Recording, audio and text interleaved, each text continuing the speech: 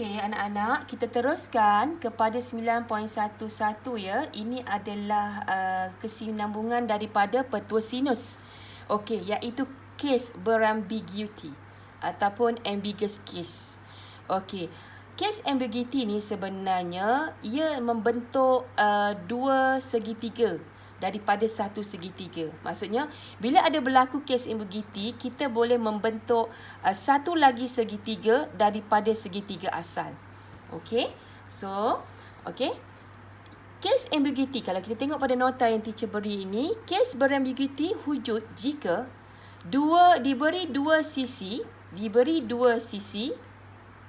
dan satu sudut bukan kandung di mana sudut bukan kandung itu adalah sudut tirus. Okey?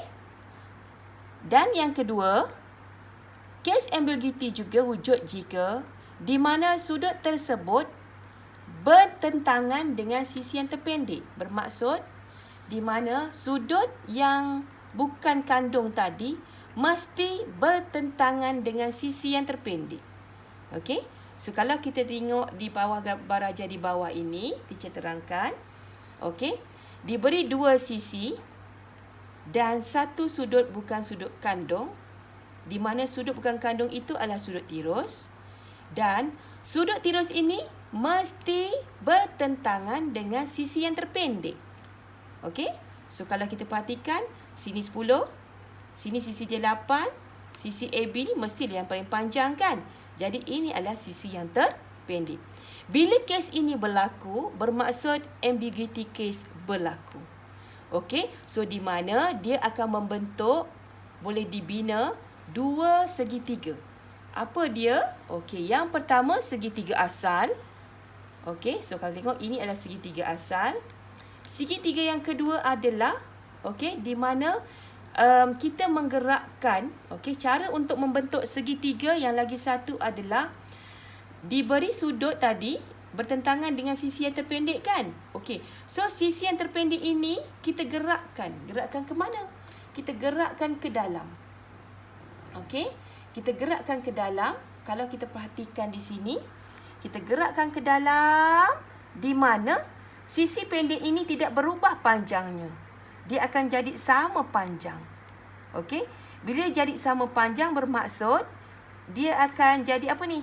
Segitiga sama kaki. So sudut bawah ni akan sama. Jadi sekarang segitiga yang lagi satu dibina adalah bukan yang di dalam ini, tetapi yang di sini, yang kecil ni. Okey? So kalau kita lukis semula dia jadi macam ni. Jadi kita labelkan bucu B yang baru ni adalah B prime. Okey?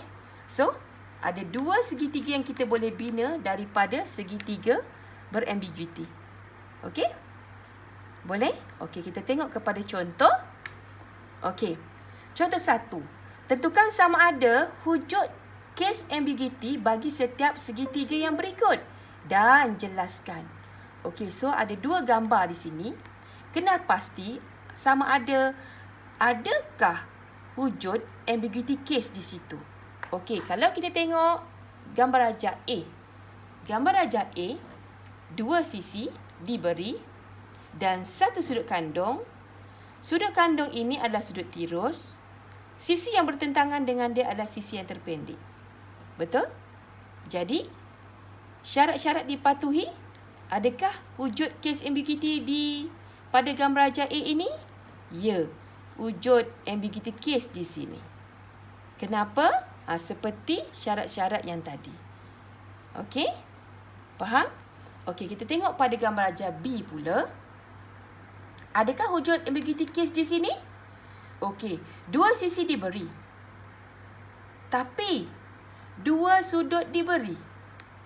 Kalau kita tengok sini, okey, dua sudut diberi dan ia tidak menunjukkan ia mematuhi syarat ambiguity.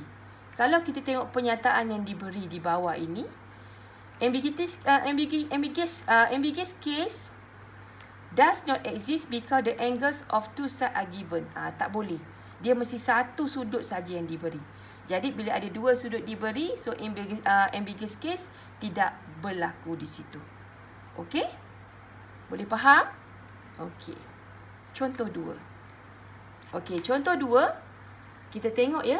Di sini ada berlaku pengiraan ya. Okey. Dalam segitiga ABC, sudut BAC adalah 40. Sudut BAC adalah 40. Sisi AB.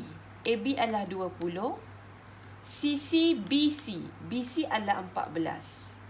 Hitung nilai-nilai yang mungkin bagi sudut C dan sudut B. Okey. Bermaksud dia suruh kita cari apakah sudut B dan sudut C nilai dia. Okey. First step, bagaimana kita nak menyelesaikan dia? Kita kena kenal pasti sama ada wujud atau tidak ambiguity.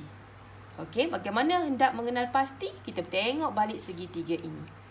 2 sisi diberi dan 1 sudut bukan kandung. Dan sudut bukan kandung adalah sudut tirus, juga bertentangan dengan sisi yang terpendek. Okey? So, wujud ambiguity case, ya atau tidak? Ya. Okey? So, kita boleh lakukan pengiraan bagaimana untuk mencari sudut C, sudut C1, sudut B dan B1. B1 yang mana? B1 yang kecil ni. Bila kita gerakkan BC ini ke dalam, so sudut tengah ini adalah sudut B. B1. Okey? Alright. So, kalau kita tengok di sini,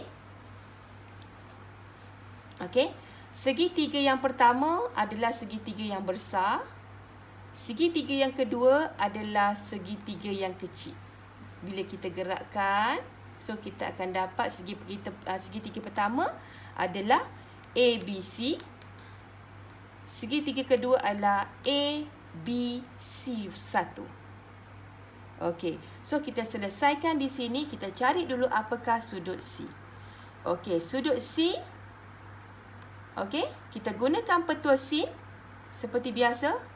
Sin C per sisi bertentangan 20 sama dengan sin 40 yang diberi sudut tirus tadi per sisi bertentangan 14. Jadi kita selesaikan, kita akan dapat sudut C adalah 66.68. Okey. Jadi bagaimana untuk mencari sudut C1? Okey. Bila di sini 66.68, okey. Bermaksud ini adalah segitiga segitiga sama kaki kan? Jadi bila segitiga sama kaki, okey, so sudut bawah ni dengan sudut ni sama. Jadi kalau sini 66.8, kat sini pun 66.8. Jadi bagaimana nak mencari sudut ni? Okey, C1 tu yang kita nak tu adalah sudut di sini. Sebab ini adalah segitiga dia. Jadi sudut di sini adalah, ini adalah garis lurus kan? 180 tolak dengan sudut yang ini tadi, 66.68. So kita dapat sudut C1 ialah 113.32. Okey? So kita tolak saja dengan 180 sebab ini adalah straight line. Okey. Boleh? Okey, bagaimana pula untuk mencari B1? Sebelum cari B1, kita kena cari sudut B dulu. Okey, bagaimana untuk mencari sudut B? Okey, kita tengok balik. Kita dah dapat dah tadi rujuk segitiga yang besar sebab kita nak cari B kan? Okey, rujuk segitiga yang besar. Sudut A 40, sudut C 66.68 dan bagaimana pula sudut B? Kita guna jumlah segitiga adalah 180 tolak 40 tolak 66.68.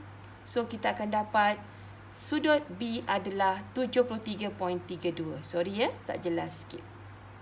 Okey? Boleh? Okey, bagaimana pula untuk mencari sudut B1?